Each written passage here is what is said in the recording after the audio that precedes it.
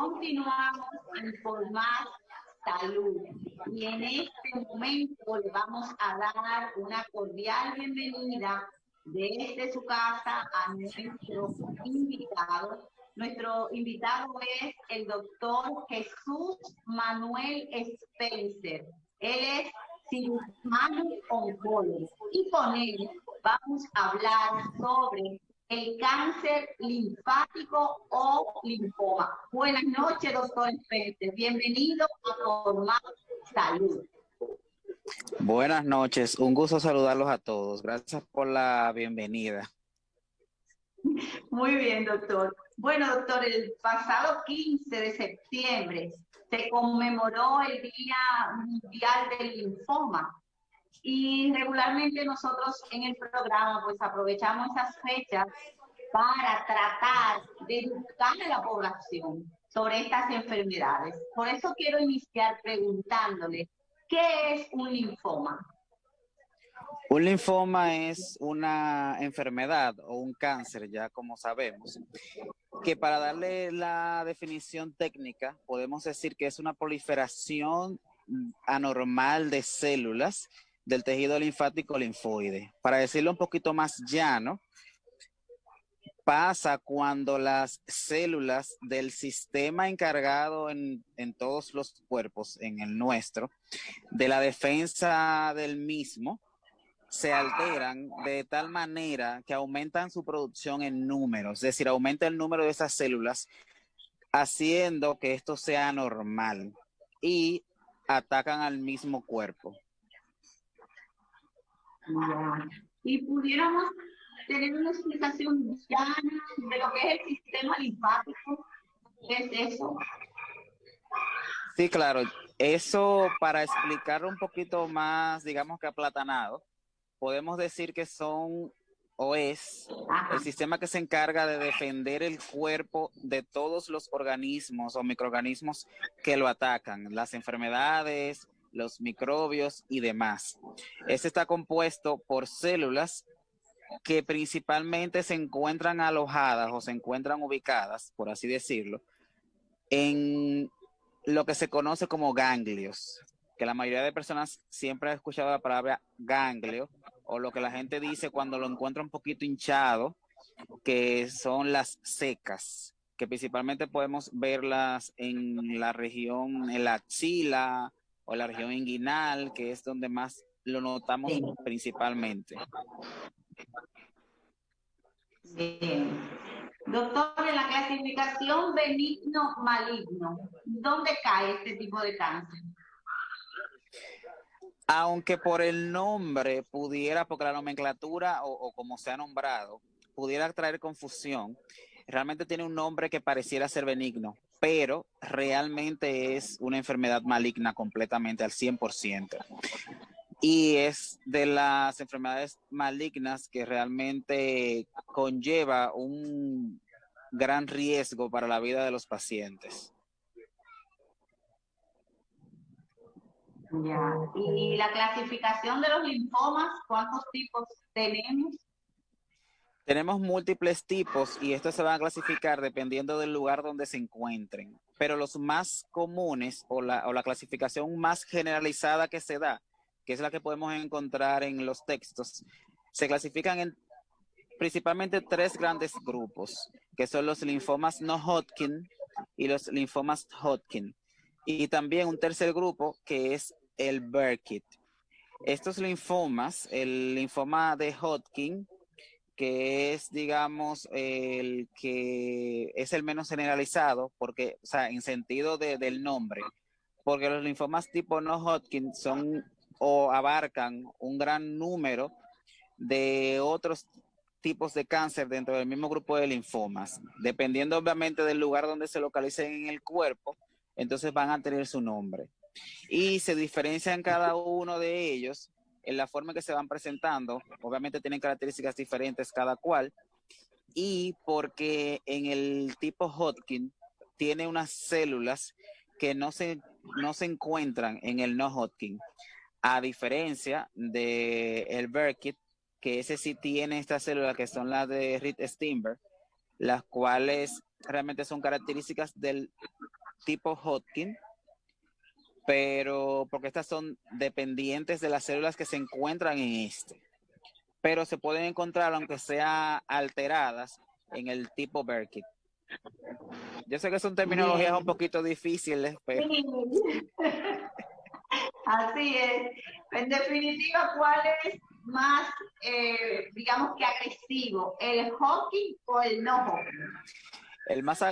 Dios te bendiga. El más agresivo es el no Hodgkin y porque como dije anteriormente, se puede, o sea, dentro de él hay un gran número u otros subgrupos de cánceres, además de que el comportamiento de este es menos predecible. En el Hodgkin nosotros podemos más o menos predecir cómo va a ser la afectación y cómo se va a comportar en cada individuo. No es una predicción al 100%, pero por lo menos se puede atinar en un gran porcentaje de los casos. En el no Hodgkin realmente no hay forma de saber cómo se va a comportar y eso lo hace más agresivo y más peligroso. Bien, doctor, usted habla de que son cáncer del sistema linfático, pero ¿cuáles son los órganos que atacan fundamentalmente estos tipos de cáncer? Bien, aunque nosotros en general tenemos la información de que el sistema linfático es exclusivamente ganglios y obviamente uno de los órganos linfáticos por excelencia, que es el vaso, este tipo de lesiones se puede presentar inclusive en el hígado, que es uno de los lugares de presentación o donde se afecta principalmente. También lo podemos encontrar en el pulmón, en el tubo digestivo, dígase esófago, estómago, el colon, intestino delgado, por donde haya tejido linfático se puede presentar e inclusive se puede presentar en la piel. Hay lesiones de linfomas que se pueden presentar en la piel.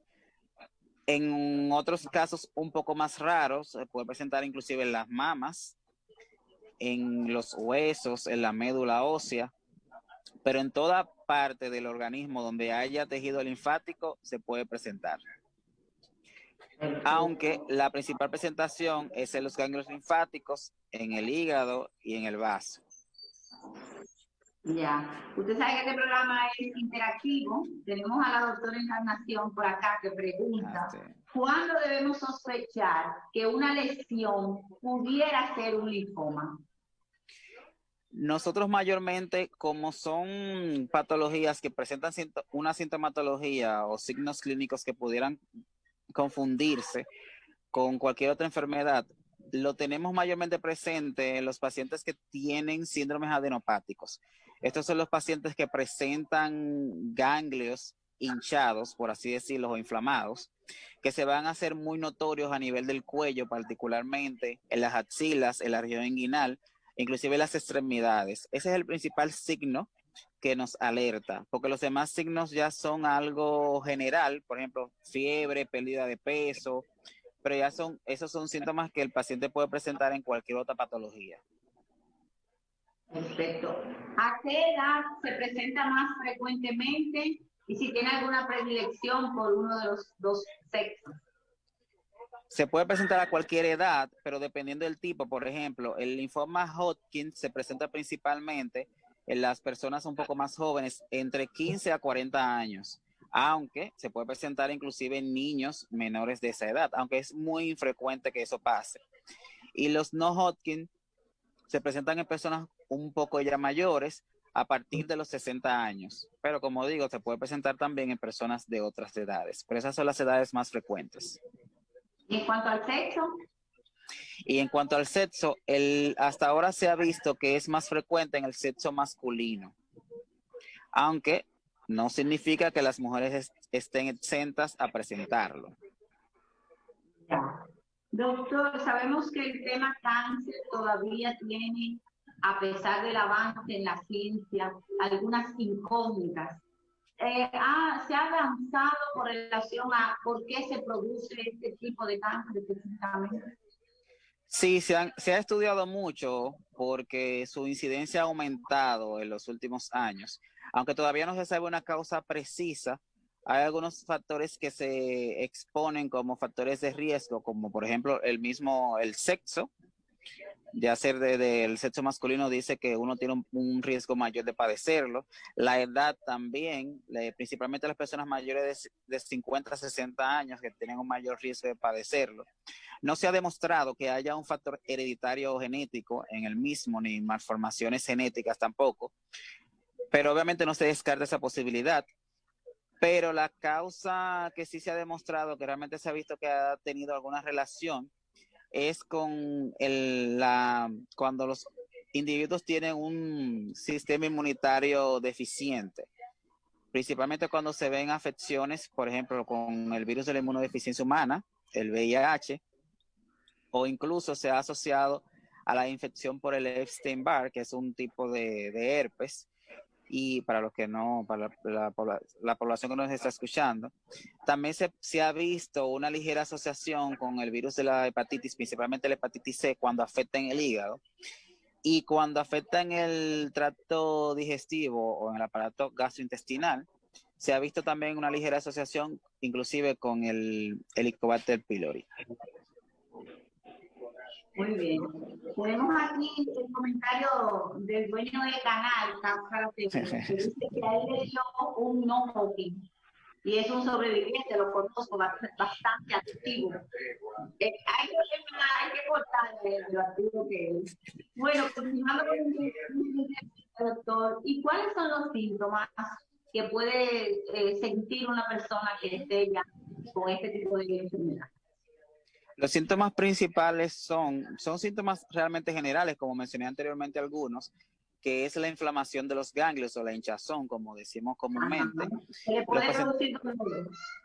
Que puede producir, sí, puede producir, normalmente son indoloros, no da dolor, pero dependiendo de dónde se encuentre la inflamación, dígase que donde están en cavidad abdominal, cuando están en la barriga, como le decimos normalmente, pueden dar dolor, o cuando están en cavidades pequeñas, también puede dar dolor, pero normalmente son indoloros. También se presenta fiebre, sudoraciones particularmente nocturnas, pérdida de peso, como mencioné anteriormente. Los pacientes se encuentran con anemia, que pueden sentir cansancio, dificultad respiratoria por causa de la anemia. Y dependiendo de dónde se encuentren, si tenemos, por ejemplo, que se encuentran como si fuera una masa a nivel de la abdominal, en la barriga, pudieran presentar lo que es obstrucción intestinal, dolor intenso abdominal, pudieran presentar sangrado, pudieran presentar inclusive también cuando son ya lugares más evidentes, por ejemplo, masas en el cuello que se pueden ulcerar o infectar. Pero particularmente el signo más evidente que presentan los pacientes son la inflamación de los ganglios. Bien. Doctor, y para llegar al diagnóstico, ¿cómo ustedes lo hacen? ¿Qué necesita? ¿Contamos nosotros en el país con la tecnología para hacerlos o hay que mandar las muestras afuera? ¿Cómo lo hacen? El diagnóstico siempre es histopatológico, es decir, que siempre se necesita hacer una biopsia para poder diagnosticarlo. Claro, siempre tenemos la sospecha clínica ya con ciertas características que el paciente pueda presentar. Nosotros vamos sospechando, pero primero descartamos que sea cualquier otra patología o entidad que pueda presentar esos síntomas, porque como mencioné anteriormente, son síntomas generales. Primero vamos descartando que no sea una enfermedad viral o por el estilo que den esa sintomatología y luego entonces se recurre a hacer una biopsia. La biopsia lo recomendable es que se haga de un ganglio completo para que este pueda ser analizado en un laboratorio de patología y ahí es que se nos da el resultado. Cuando la biopsia se hace ya sea por imagen, digamos que sonodirigida o dirigida por tomografía, es un poquito más difícil llegar al diagnóstico porque los patólogos necesitan tener la cápsula del ganglio para poder llegar. Entonces, por eso es más conveniente realizarla de un ganglio completo. Cuando tenemos ya el diagnóstico del linfoma, aquí tenemos ya la limitante de que para saber el tipo específico necesitamos enviar la muestra fuera del país y se le hace lo que se llama inmunistoquímica, que es un panel más específico de esa muestra. O sea, ya sabemos que es un linfoma, pero tenemos que poner el nombre y apellido. Entonces, en este caso, hay que mandarlo fuera del país. Entonces, desde allá, nos llega entonces ya el resultado con nombre y apellido. Y ahí podemos ya saber qué tipo de tratamiento darle. Los tratamientos sí, con ellos contamos acá. Y obviamente tenemos algunos métodos diagnósticos de imágenes que nos ayudan, por ejemplo, más que saber el diagnóstico, a saber la extensión que tiene. O sea, principalmente tomografía y resonancia magnética, para saber qué tanto o qué tantos órganos involucra esta enfermedad en el individuo que lo esté presentando. Perfecto. Doctor, quiero que al regresar de la breve pausa que vamos a hacer ahora, pues enfaticemos un poquito más sobre el tratamiento que se utiliza y ante todo lo que la gente quiere saber. ¿Tiene cura el linfoma? Señores, no se muevan que regresamos de inmediato.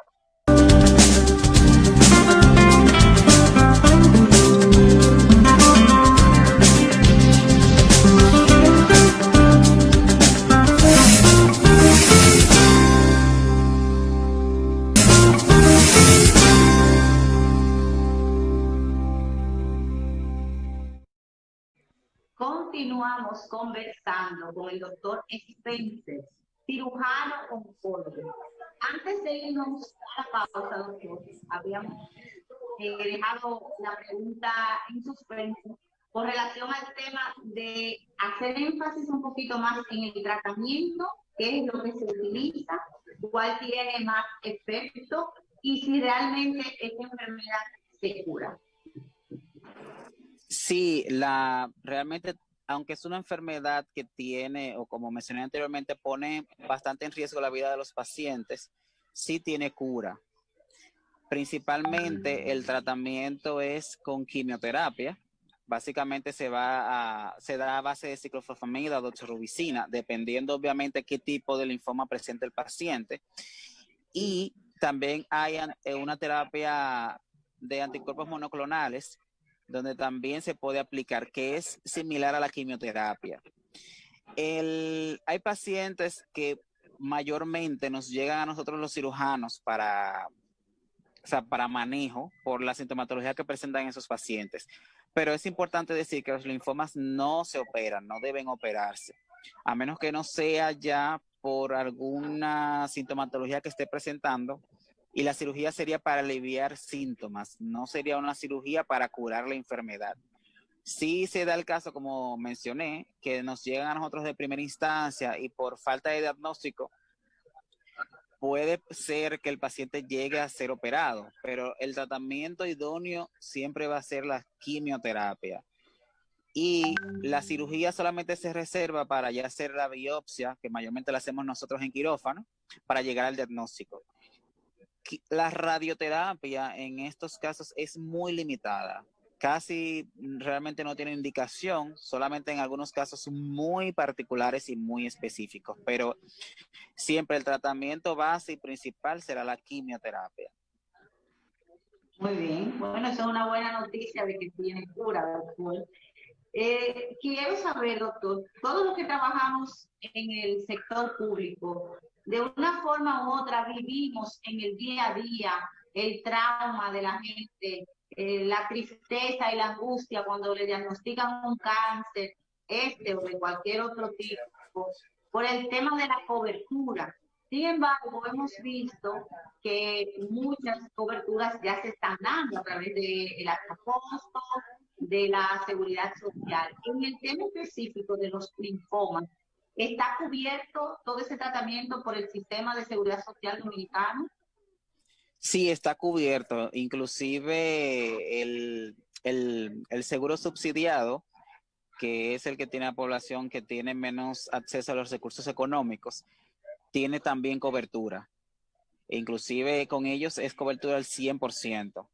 Los pacientes que tenemos en los oncológicos, tanto en el Heriberto Peter como en el INCAR, nos pasa que muchos de ellos nos llegan sin seguro médico, pero gracias a la labor de las instituciones correspondientes, cuando tenemos ese tipo de casos, las autoridades nos ayudan con esos pacientes e inmediatamente son incluidos en el Seguro Nacional de Salud. Entonces, a través de eso podemos adquirir sus medicamentos, porque son medicamentos y terapias muy caras que realmente no, el dominicano común no puede costearla, pero gracias a Dios el seguro social le da cobertura. Perfecto. Doctor, ¿y los linfomas pueden reaparecer en alguna oportunidad luego que un paciente ha sido declarado libre de esta enfermedad? Sí, ¿Pueden reaparecer? al igual que otros tipos de cánceres, lamentablemente sí puede reaparecer. Hay pacientes que, gracias a Dios, tienen una cura y una remisión completa de la enfermedad y tras seguimientos de muchos años no presentan la patología, pero hay pacientes que lamentablemente en meses o en años pueden volver a presentar la enfermedad, el mismo tipo que presentaron en un inicio, o pueden presentar incluso otra variación u otra variante del cáncer en el mismo lugar o en otra parte del cuerpo. Además de que también esas personas pueden presentar otros tipos de cánceres que se pueden asociar. Por ejemplo, hay pacientes que hacen leucemias o pueden presentar cáncer de mama o pueden presentar cáncer de tiroides que muchas veces están asociados al linfoma. Muy bien. Doctor, estamos casi llegando al final de la entrevista, pero me gustaría saber su opinión con relación al tema de tratamiento, diagnóstico, manejo de cáncer en sentido general en la República Dominicana. ¿Estamos bien? ¿Hemos avanzado? ¿Nos falta mucho? ¿Cómo Sí, estamos? estamos muy bien, vamos en muy buen camino. Lamentablemente no tenemos los recursos de las grandes potencias, pero yo que he estado fuera del país, en varias ciudades y en varios países, realmente entiendo que por lo menos en formación no tenemos nada que envidiarle. Sí, en lo económico y en los recursos, lamentablemente, somos un país tercermundista y ahí sí tenemos ciertas limitaciones. Pero vamos muy bien, tenemos muy buenos profesionales, excelentes profesionales y tenemos cada vez más una mayor cantidad de medicamentos para poder también tratar la enfermedad. Anteriormente no teníamos esa ventaja porque no teníamos toda la terapia acá, pero ya sí tenemos una gran gama de esos medicamentos para poder dar tratamiento a la enfermedad, que realmente en el país se está manejando muy bien, dentro de obviamente nuestros recursos. Perfecto. Doctor, me gustaría que ya estos últimos minutos pues lo pueda dedicar a un mensaje final, pienso que dirigido a quienes ya han sufrido esta enfermedad, que me imagino que tendrán que tener un estilo de vida diferente, y a la comunidad en sentido general que no la ha padecido. La situación de siempre, lamentablemente, aunque no se pueda prevenir el cáncer, al igual que otros tipos de cánceres, pero sí es exhortar a siempre examinarse, revisar su cuerpo ante cualquier anomalía o cualquier signo de algo extraño que ustedes reconozcan que no es normal, acudir a su médico, seguir las pautas del lugar. Hay pacientes que lamentablemente acuden a nuestras consultas, se descuidan, no vuelven tarde o ignoran algunos signos que lamentablemente entonces eso nos pone en más difícil el tratarles o que puedan sobrevivir a la enfermedad. Entonces, lo importante es que puedan acudir a tiempo, que puedan reconocer cualquier anomalía dentro de su cuerpo y que puedan avisarle al médico que tenga más asequible, que ya de ahí en adelante se continuará ya la línea del tratamiento o la línea de seguimiento que debe de seguirse. Pero mi exhortación es examinarnos siempre, revisar nuestro cuerpo y ante cualquier sospecha o duda, acudir al médico. Perfecto. Bueno, quiero agradecerle, doctor, su participación. Este es un esfuerzo que hacemos personalmente con el objetivo de educar a la población de nuestro país, sobre todo con énfasis en la prevención. Así que muchísimas gracias al doctor Spencer. No puedo dejar de mencionar a quienes están en directo. Tenemos a Ronnie Mateo, a Yasmín Carmona, a la doctora Encarnación, a Nazaret Martínez, a doña Carmen, al dueño de Cáscara, o sea que estoy pegada hoy, a la doctora Mirta Santana, a ¿Quién más? Ya no veo más. Por ahora esos son los mensajes de quienes están en directo. Había más, pero se acaban de salir. Recordarles nuevamente al final de esta entrega que el lunes 21 está dedicado a los pacientes con Alzheimer. Recordarles que da señales de cuando está iniciando la enfermedad y que debemos de estar atentos.